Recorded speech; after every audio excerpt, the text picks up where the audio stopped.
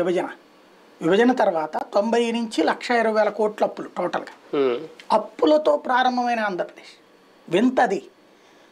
అప్పులతో ప్రారంభించి 5 పైసలు లేకుండా రాజధాని ఇవ్వకుండా ఒక ప్యాకేజీ ఇవ్వకుండా ఒక విద్యా సంస్థలు కూడా ఇవన్నీ ఫీజిబుల్ రిపోర్ట్ ఆధారంగా కేంద్ర విద్యా సంస్థలు రాశారు. అది కూడా ఎప్పుడు ఆయన పేరేంటి వెంకయ్యనాయుడు గారు రచ్చరచ్చ చేశాక యాడ్ చేశారు. హోదా అన్నటువంటిది మొత్తుకున్నారు, దాంట్లో పెట్టండి నాయన అని చెప్పేసి. పెట్టలేదు కదా. హోదా పెడితే మొత్తం దేశవ్యాప్తంగా ఓడిపోతామని ఎట్టాಗೂ ఓడిపోయారు. అదేదో పెట్టుంటే ఎక్కడన్నా గుర్తుపెట్టుకునేవాళ్ళు బేసిక్గా.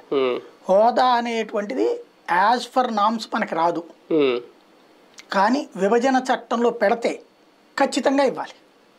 ఇప్పుడు విద్యా సంస్థలు ఎట్టిచ్చారు అది కూడా సచ్చినట్టు ఇవ్వాలి. అలా ఇవ్వకుండా చేసింది ఆ పాపం నాది కాదు. మేము తర్వాత క్యాబినెట్లో కూడా అప్రూవ్ చేసామంటారు. క్యాబినెట్లో అప్రూవ్ చేస్తే ఎక్కడికి పోయింది? ఎవరు సంఖ నాకారు దాన్ని? జీవో వచ్చేస్తేగా ఎందుకు అమలు కాలేదు? ఎవరిని అబద్ధాలు చెప్తారు? ఎంతకాలం మోసం చేస్తారు? విభజన పాపం మాది కాదని చెప్పే ప్రయత్నం షర్మిల గారు చేస్తున్నారా? మేము వస్తే మళ్ళీ ప్రత్యేక హోదా లాంటి అంశాన్ని భుజాన్ని ఎత్తుకుంటాం, లేదంటే హోదా ఇస్తామని చెప్పాలనుకుంటున్నారా? అంటే వాళ్ళకి టాపిక్ ఇప్పుడు ఇక్కడ రాష్ట్ర రాజకీయాలకు సంబంధించి పెద్ద ప్లేయర్ కాదు, అంతే కదా. షర్మిల వ్యక్తిగత అంశం మీదనే రావాలి. ఏది జగన్ మంచోడు కాదు కాబట్టి వాళ్ళ చెల్లెలు వైఎస్ కుటుంబం నుంచి కాబట్టి ఆవిడకి ఓటేయండి అనేటువంటిది ఒక్కటే ఉంది అక్కడ రాష్ట్ర అంశాలు. ఇంకంతకు మించి రాష్ట్రంలో అభివృద్ధి జరగలేదు, కాంగ్రెస్ టైంలో అభివృద్ధి జరిగిందంటే నోటితో కూడా నవ్వరు జనం. ఎందుకంటే జనాలు అందరి కళ్ళెదురు